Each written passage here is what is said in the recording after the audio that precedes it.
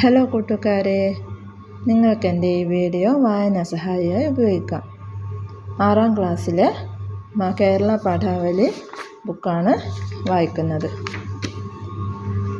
വികാര വിചാരങ്ങൾ കരുത്തോടെ പ്രകടിപ്പിക്കാനും ചുറ്റുമുള്ള ലോകത്തിൻ്റെ സൗന്ദര്യവും വൈവിധ്യവും തിരിച്ചറിയാനും അറിവിൻ്റെ പുതുലോകങ്ങളിലേക്ക് സഞ്ചരിക്കാനും ഭാഷ നമ്മെ സഹായിക്കും. മലയാള ഭാഷയുടെ വളർച്ചാ വഴികളിലേക്കു വെളിച്ചം വീശുന്ന ഭാഷയെ ആഴത്തിലറിയാനുള്ള നിങ്ങളുടെ ശ്രമങ്ങൾക്ക് കരുത്തു കൂട്ടുന്ന സർഗാത്മക രചനകൾ കൊണ്ടു സമ്പന്നമാണ് 6ാം ക്ലാസ്സിലെ കേരള പാഠാവലി.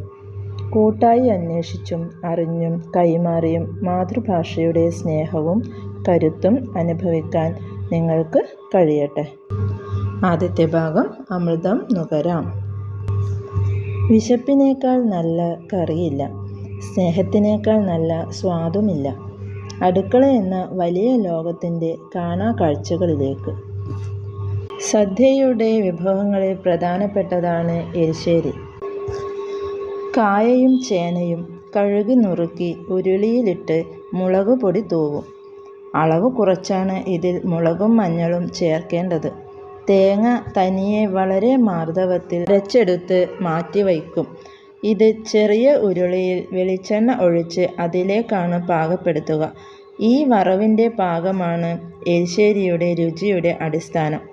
കുറച്ചു തേങ്ങ, അല്പം ജീരകം ചേർത്തു നന്നായി അരച്ച് വെന്ത കഷ്ണത്തിൽ കലക്കി ഒഴിക്കുന്നു.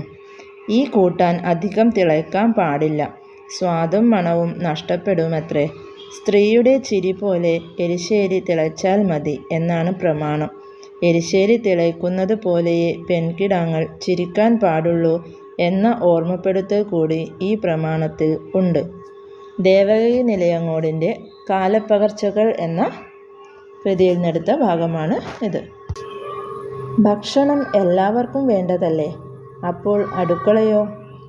അടുക്കള നെല്ലും ഗോതമ്പും ചോളവും ബാർലിയും കരിമ്പും മുന്തിരിയും മധുര നാരങ്ങയും മത്സരിച്ചു വിളയുന്ന ഈ താഴ്വരയിൽ ആടും കോഴിയും താറാവും പന്നിയും ഒരുമിച്ചു മേയുന്ന ഈ വീട്ടിൽ ആരു മറന്നുവച്ചു ഈ അടുക്കള? ഒരുപക്ഷേ എൻ്റെ അമ്മയുടെ അമ്മയുടെ അമ്മയുടെ ജീവിച്ചിരുന്നിരിക്കാൻ പോലും ഇടയില്ലാത്ത അമ്മയുടെ അമ്മയായിരിക്കാം. ഇവിടെ എപ്പോഴും ഒരാൾ കറിക്ക് നുറുക്കിക്കൊണ്ടിരിക്കുന്നു, മീൻ നന്നാക്കിക്കൊണ്ടിരിക്കുന്നു, ഇറച്ചി വെട്ടിക്കൊണ്ടിരിക്കുന്നു, അരിയോ ഗോതമ്പോ ആട്ടിക്കൊണ്ടിരിക്കുന്നു, മല്ലിയോ മുളകോ അരച്ചുകൊണ്ടിരിക്കുന്നു, ഇഞ്ചിയോ പുതിനയോ ചതച്ചുകൊണ്ടിരിക്കുന്നു. അടുപ്പത്ത് തിളയ്ക്കുന്നതിൽ നിന്ന് കുറച്ചെടുത്ത് എരിവും പുളിയും ഉപ്പും മധുരവും പാകം നോക്കിക്കൊണ്ടിരിക്കുന്നു.